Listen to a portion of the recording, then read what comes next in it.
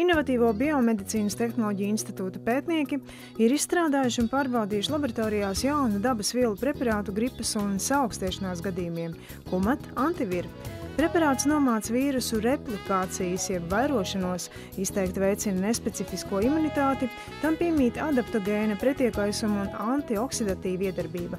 Tā sastāvā melnā plūškoka, augļu, zaļās tējas, mardeģu un melno piparu ekstrakti. Kurkumīns ir audzēta ābolsidra pulvers un C vitamīns. Kumat Antivir ir mērķtiecīgi lietot kombinācijā ar citu inovatīvo biomedicīnas tehnoloģiju institūtu izstrādātu dabīgo produktu augu bolusiem saulīte. Patiešām saulīte pēc sastāvā šeit ir piparmētras, kumelīšu ziedi, C vitamīns, medus un beta-glikāns, ko dabujam no miežiem. Tās bumbiņas diezgan garšīgas, to vienkārši jāpēt un būtu labi vēl izdert kādu karstu tēju pa virsu.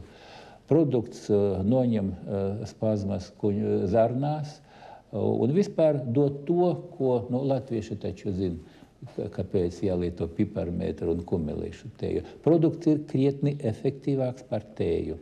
Saulīte ir pirmais zinātnieku izstrādātais produkts, kas tiek ražots no Latvijā izaudzētiem augiem, izmantojot seno Ķīnas tautas medicīnas tehnoloģiju, kas jau 1000 gadu laikā ir pierādījusi savu efektivitāti veselības uzlabošanā.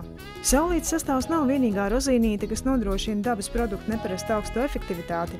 Jāatzīmē arī preparāta forma. To ļoti sen ir apzinājuši ķīnieši, izgudrojot oriģinālu un efektīvu ārstniecisko augu lietošanas veidu, tā saucamo bolusu formu. Augus sasmalcina sajauc ar medu, veido diezgan lielas bombongas, kas vienkārši jāpēd ar visām veselīgām vielām, uzdzerot karstu tēju. Tātad tiek izlietots viss labums, kas ir augos, bez atkritumiem. Inovatīvo biomedicīnas tehnoloģiju institūta produkciju var iegādāties sekojošās vietās.